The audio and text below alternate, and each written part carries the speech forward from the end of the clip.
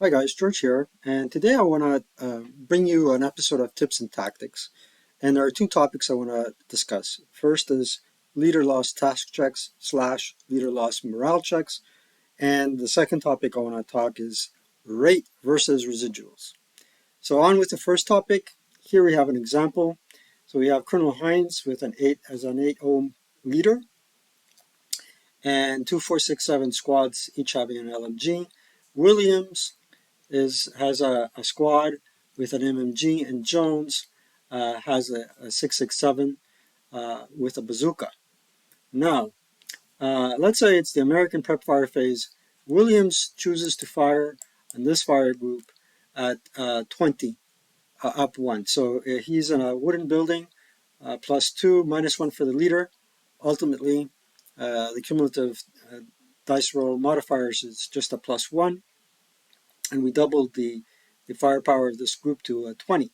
So at 20 up 1, you won't be able to see my dice, but I'm going to roll just for the sake of rolling, and then I'll go on with the example. So, boom, we rolled only a 5, so we got rate. That's a good roll. 5, 6 with the DRM, and the 20 chart is a 3 morale check. Now let's say for the sake of this example, the German ELR is only 2. All right, so let's roll for the leader first. Hines rolls a 9, +2 makes it an 11. So this fellow now ELRs. He ELRs before he breaks. So now he's 7-0. And he breaks. Now the question is,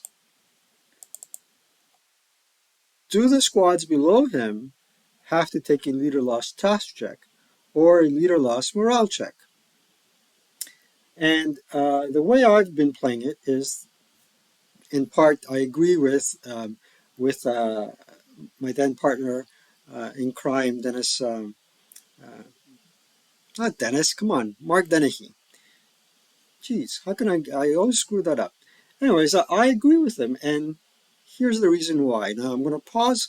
I'm going to reach out for the rule book and read you the rule. Okay, hold on. So the rule in question is Alpha 10.2, leader loss morale check, leader loss task check. And it states, whenever a MCTC is required, leaders must check before other units, with higher morale level leaders checking before lower morale level leaders. For each leader eliminated, whether by breaking when already broken, a mortal wound, or any other cause, after resolution of that attack, if any, all other friendly personnel units with a currently lower morale level and in the same location or in the same moving stack during defensive fire phase must take a LLMC. There's a couple exclusions. Now, it further states a LLMC is always based on the unit's current morale level, even if that unit is broken or has a reduced or increased morale level. Well, now the difficulty comes in interpreting what they mean by that attack. Do they mean the attack on the entire stack of units? The attack that has just been resolved against the leader? It's not clear. So great. However, how we've been playing it is that sentence, a LLMC is always based on the unit's current morale level. So the current morale level, just before he broke, he became a 7-0 leader. Now he has the same morale level as the units. So they're excluded from a leader loss task check, leader loss morale check. Now, there is a dispute in the community as to how this may be resolved, okay? But that's how I've been playing it so far. Now, I'd like to share that with you. Now, how is that point of view supported? Check. So this is something I found on the Discord server. from Scott Romanowski. There's old Q&A for full ASL that says the leader loss task check / leader loss morale check is based on the leader's morale and the leadership after ELRing wounding. A Alpha 10.2, suppose an attack then causes a leader to break and also causes his morale leadership modifier to be lowered by 1 due to ELR replacement, A 19.13. For purposes of determining which other personnel units must take a leader loss task check and that DRM, based on the negative leadership modifier being reversed to the LLTC, will be is the leader's current morale level and leadership modifier considered to be those he had before being replaced / wounded? Answer, no. General 25.6, answer 95W, answer 96. So I'm guessing this is from a Q&A published in a prior edition of General. But Colonel Bursky here says there are other Q&A that say the leader's pre-attack values are used when comparing if a LLMC LLTC is required. So unfortunately, there are conflicting Q&A. So having that in mind, I would say agree with your opponent how you're going to play this effect, especially in a tournament, before progressing in the game. Okay, coffee time? Great. Now, there's one other thing I want to point out to my fellow hobbyists that come from the Classic. I've noticed that a lot of people that come from the Classic game never put 7-0 leaders up front or with the unit because in the Classic game, when these fellows broke, it was a double morale check, meaning in this case, they would have been a 3 morale check, followed by a regular morale check for a leader loss morale check. But that doesn't happen in ASL. In ASL, this guy is a jack of all trades, and he can prevent units from double cowering. He can make green units into normal units, and cowering is being prevented is golden. So that's that. Okay. Now let's just see, for the sake of the other fellows, what's going to happen. First squad breaks. Second squad does not break and does not pin. Wow. So this is what was already scored here. And if you were to roll again, an 8 up 1 on the IFT would be a normal morale check for everyone. So I need 3 7s. 1. Ooh. Wounds.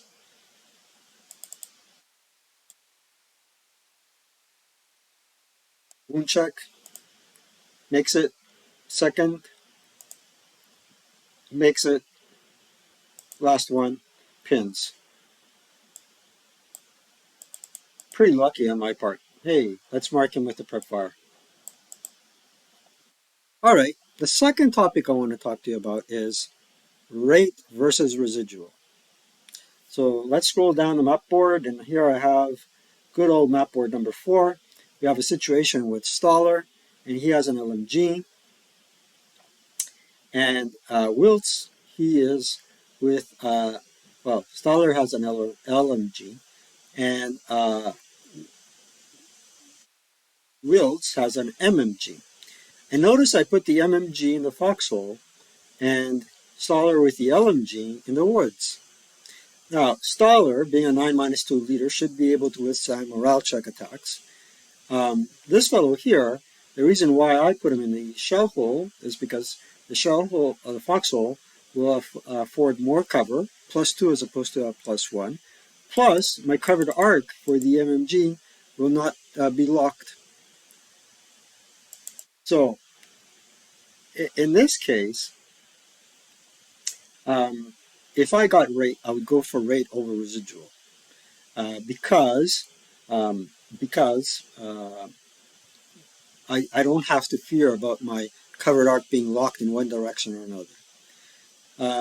So let's see would how this could unfold. Okay, I go and bypass it in for one, and now this fellow can fire and this fellow can fire.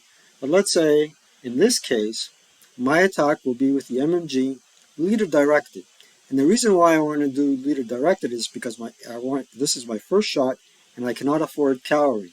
So let's say there's also a couple more uh, enemies here approaching, right? I want to divvy up my fire and make sure uh, I can uh, put as much firepower as I can on the advancing Russians. So first attack will be a 4 down 2. Let's see how that unfolds. So I rolled a 7 down 2 is a 5 on the 4 table. 5 on the 4 table is a 1 morale check. Let's take it and see what happens. This guy breaks. Let's say they have a high ELR 4. He breaks. He breaks while he's in bypass. There's another rule. Okay, so they're considered an open ground until the defensive fire phase is over, and then they go into the cover of the hex that they were bypassing. Now that's why it's important that um, your opponent tells you, "I'm bypassing the woods," or um, "I'm bypassing uh, uh, the uh, the building." Because if this guy breaks while in bypass, you need in order to resolve the attack, um, you need to know where this guy will end up at the end of the defensive fire phase. So, as Jim Bishop likes to say, you got to be a bit pedantic about that, right? You can't just say uh, one in bypass, boom. Take your time. I'm bypassing one. I'm bypassing this edge here for the building. Now he's broken, and this fellow did not get raped, but he did not cower as well because the first shot was leader directed. So we got a first fire, and then what you want to do is mark it with the support weapon. Boom. Now the next fellow comes up and he says, well, two to here, non-assault movement, and he holds his fire to see where he's going. Non-assault movement. Remember, I declare non-assault movement means I'm continuing, and I'm going to go here. So now he will fire. And since the leader directed an attack with the support weapon, he cannot direct the infantry attack. It's not the same fire group. Correct me if I'm wrong. We got an 8 down 2. So let's do that. 8 down 2. I rolled a 10. Uh, down 2 it becomes an 8, so it's a normal morale check.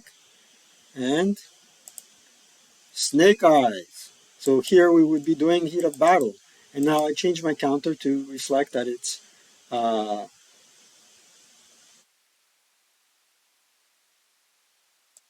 complete first fire. Okay. Well, let's do the heat of battle uh, and see how that turns out. Since we're playing a little bit, so these are Russian. I have to add +2. Right. He was not broken. Nothing else matters. Let's roll a 2d6 and add 2 to the dice roll. 7, 9. So this guy's berserk. Now, in this case, um, since we didn't get rate, we should put 2 residuals here, and here there are 4 residuals. Okay. If I did maintain rate, I would not I would have foregone the residuals here, but at the same token, since I am in a foxhole, I can swing that MMG around and continue firing. Hope that's clear. Now let's continue here. So this guy is going to declare CX, well, he doesn't have to declare CX.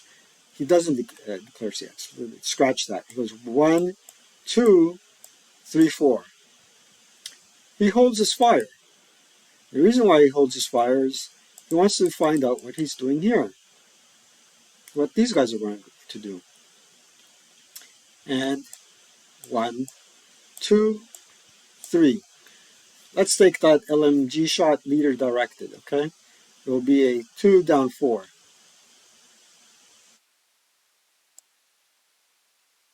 Unfortunately, I don't have rate. I rolled a 7. So ultimately, it's a 3 on the 4 table. And that's a 2 morale check. He breaks.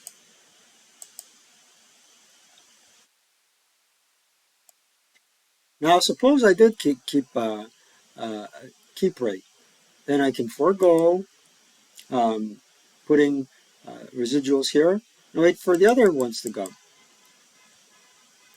Now, there's one other situation I want to make you aware of, okay? Let's take Stoller, put him in the woods here. And then, I don't know if you guys hear that, but there's a wedding out there. And by the way, Charlie was well behaved today. What a smart bird. I clipped his toenails, cleaned his cage, and while I was clipping his toenails, that guy was playing dead. Remarkable. But for some reason or another, he stopped chirping. Now back to business.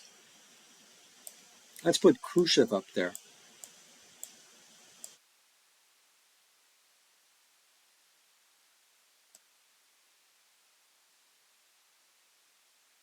All right, so here's the situation. It's his movement phase. Stoller's there with a squad and an LMG.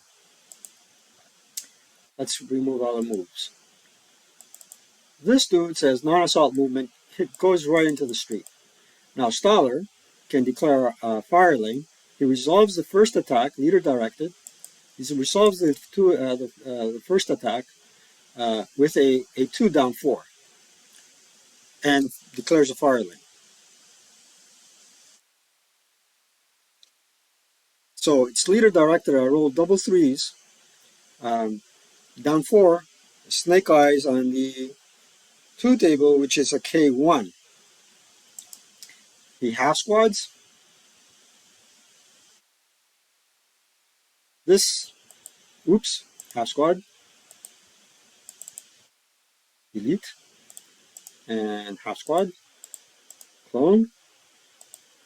This dude goes off to the graveyard. Let's say the graveyard is there. And K1, 1 morale check. 6, 7 pins.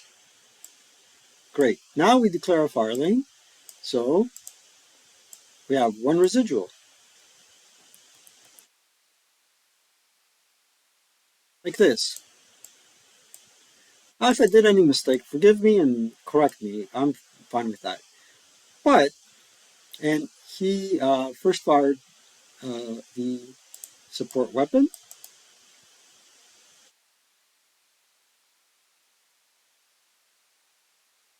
Now the other units, though, can bypass the woods.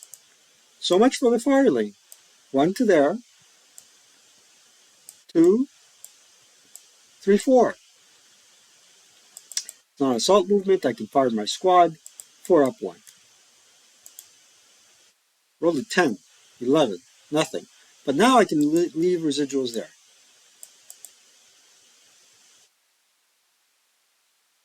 And the other thing we can do now is Khrushchev goes into the open for 1, 2, 3, 4, 5. The other thing I could have done is bypassed 1, 2, 3, 4, 5 going over the wall here. And I'm adjacent, in which case they can final fire. Would not be that wise. So that was my discussion about leader loss task checks, leader loss morale checks.